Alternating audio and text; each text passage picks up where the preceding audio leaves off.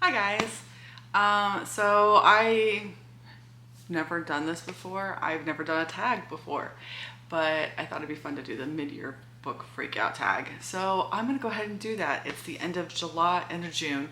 We've only got a couple days left.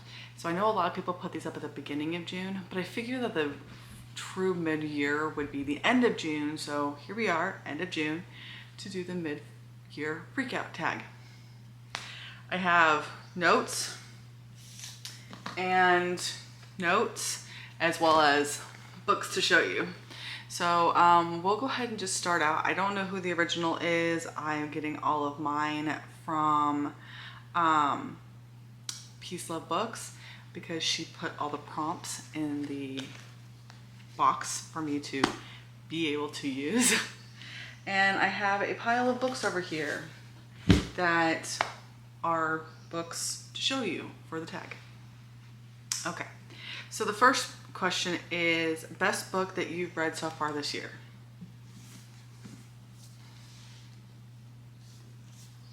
I even have the pretty one and the audiobook.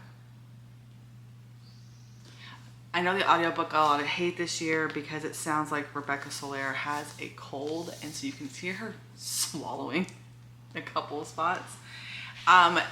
Not the best audiobook that I've ever listened to, but I still love Rebecca Soler. I will still stand by her as one of my favorite audiobook narrators. And the book was so good. One of my friends was reading it, then she got her husband to read it. I got my husband to read it. He's almost done with it and is loving it. There's a little spicy scene in here. And he just got to the spicy scene, and all I get is like comments about spicy scenes. And I was like, yes, spicy scenes are in books. And he's like, I didn't realize that's how you use the spicy scenes in books. I find it funny, but it was a really good book and I'm really excited about it. Okay, so question number 2 is best sequel that you've read so far this year. I have 2 options for this. The first option is The Golden Enclave. I really liked this series. I thought this was a fantastic end to the series. It was a beautiful closure. It tied up all the loose bits. I thought it was wonderful. So we have this one. And then we also have Lost in the Moment and Found, which was a hard book for me. It's this big. It's this big. This was a very hard book for me because I am an abuse victim.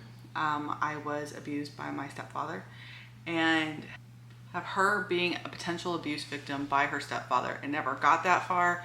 That is in the trigger warnings when you first start, that there is an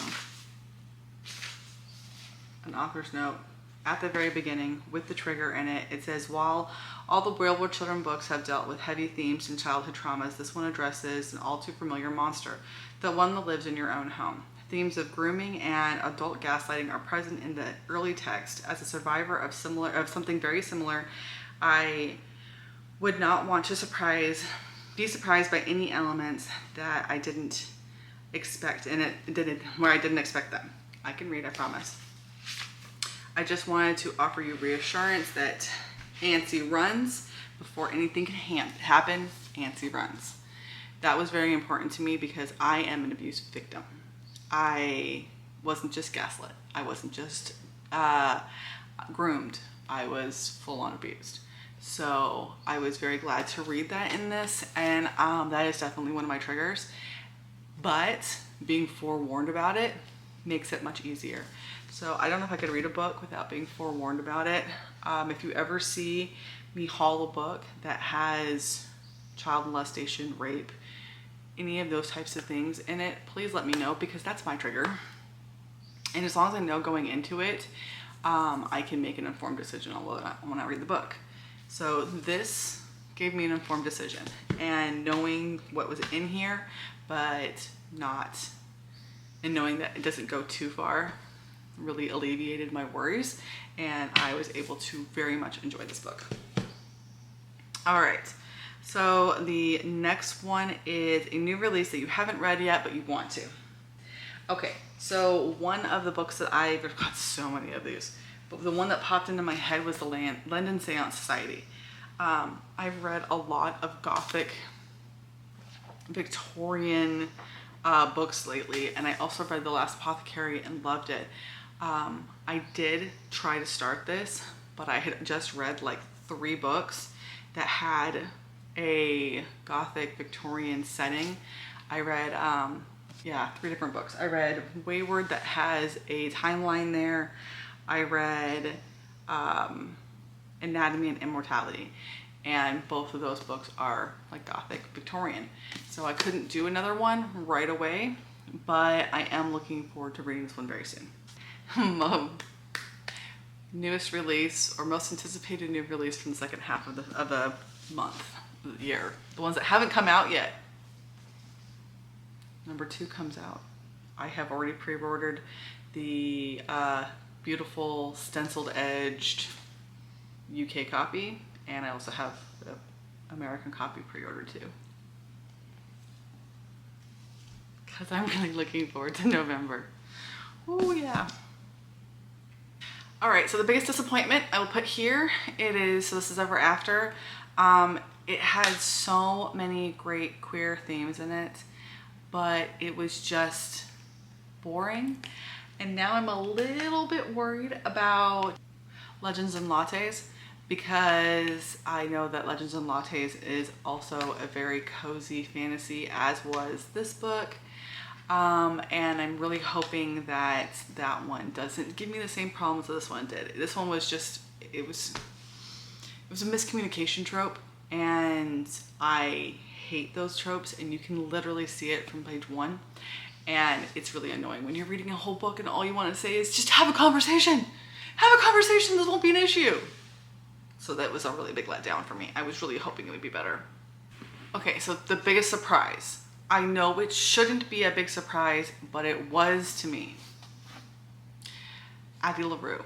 The Visible Life of Addie LaRue was beautiful. It was amazing. This may have been the one. We'll get back to that. It was beautiful. It was amazing. I absolutely loved this book. And I had a feeling I was gonna like it, but I didn't realize how much I was gonna love it. So this was it for me. This was my biggest surprise. Yes, biggest surprise. The next one, you're gonna see this a lot, I swear. I promise I'm not trying to. I promise I'm not trying to. But this one is new favorite author. Rebecca Yarros. I'm gonna have to get some of her new adult romance books, because I liked this one a lot. I know this is her first fantasy, but I know she's got other books. I'm gonna have to go get them now. That's all there is to it. I promise I won't keep doing this. New crush, Zayden. I promise I'm not gonna make every...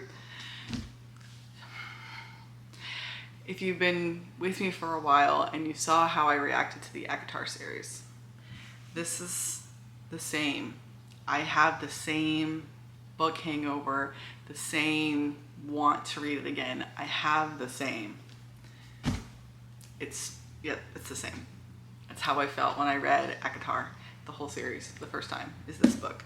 But I have to wait for these ones to come out, and there's gonna be like 5 or 6 of them, which makes me happy because they're gonna be longer, but means I have to wait for all of them to come out. I started a couple of series that are brand new series, and I'm kind of regretting it, and that's one of them. Oh well. Okay, so I kind of racked my brain on this one, and I wasn't sure what to put, and it's asking for my favorite character. I'm gonna go with Addie. She's so strong, and she's so brilliant, and she's so loving, and even after years of disappointment and years of loss, she still hasn't lost her ability to love. And I do have to admit that this one also has a couple of great characters. I really considered Kate as a possibility for this one.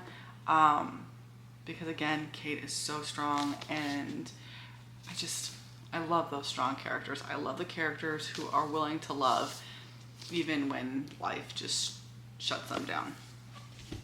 Book that made me cry. I don't remember I know that at least one of these books made me cry. Was it this one? I don't know. Was it this one? Possibly. I'm not sure which books made me cry. I don't remember.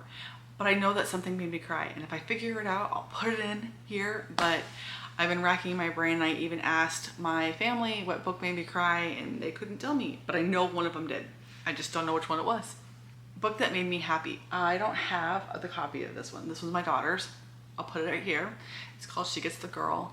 And I think this is a very common YA romance, contemporary romance type of thing for me. I think they're so cute and they just make me happy. I am currently reading one that is doing the same thing. That it was queer and it was cute and it was just a sweet little love story that just makes you happy. And I think that's the reason why I will never stop reading YA, is because YA has the ability to just make me happy. This book just made me happy. Okay, so my next prompt is the most beautiful book I acquired this year. I had several options for this, but the top two are sitting right here. Oh, I forgot to put that in.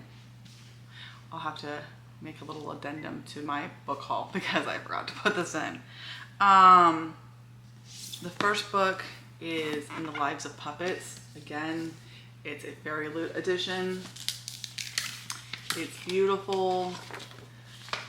I love it. I know who these characters are now.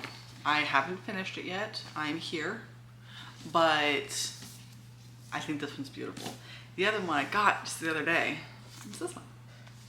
Isn't that pretty? So pretty. I don't know what this one's about yet, but it has beautiful end pages. It has a beautiful cover. Just absolutely gorgeous book. This definitely runs into my top books of the year as far as pretty. Okay, next question is question 13. What books do you want to read before the end of the year? All of them. I don't know if I have any top ones that I want to read. I want to read more romance. 100% want to read more romance because I have not read any straight romance this year. Everything I've read is fantasy or, yeah, pretty much it. Most of the romances I've read are fantasy. The only one I read that wasn't fantasy was a YA, but I want to read some of my adult romances a lot. I have a ton of them. I've got some good ones that I've heard wonderful things about. I just need to dive in and they are all right there. So I have a little bookshelf and I have the side over here that are all my romances right behind me. I think I have the start of my YA fantasy. I want to redo these bookshelves too because they're not working right now anyways. But yeah, I want to read the books I have on my shelves. I'm getting better at it, but still not great at it. We are doing good this year. I am at 46 books? 46 for the year so far. I think more than half of them are new to me books. Let's check another app. New to me books is 29. So I've read some rereads, some new. But I am reading the books off my shelves more than I'm reading the books that I don't have. I rather check out from the library. I still check out a lot from the library, but I will check out the audiobooks for the books that I already have from the library. And then the very last one is my favorite movie adaptation. And I don't watch a ton of movies, and I really haven't watched very many this year. The Spider-Man count, I watched both of the new Miles Morales ones this year, and I loved them both. I thought they were great. I am a huge Gwen fan, and I know that Miles has his own comic book. So would that be considered a movie adaptation? Because if it is, then that's definitely my favorite movie adaptation of the year, because that one was really good. I don't think I watched anything else. Everything I've been watching is pretty much been new to me. Like No Hard Feelings is what I watched last night. But we have a AMC movie pass, and so we spend $25 a year, $25 a month, and we get as many movies as we can watch. So we've been watching a lot of new movies, but at home I either read, I'm busy, or I watch YouTube. So I don't do a lot of movies. I mean, I did the Twilight movies with the Sid's Patreon, but I missed Eclipse, which was on Friday. I didn't see it. I, for some reason, must have missed that one. But those definitely would not be considered favorites. So I'm gonna go with Spider-Man.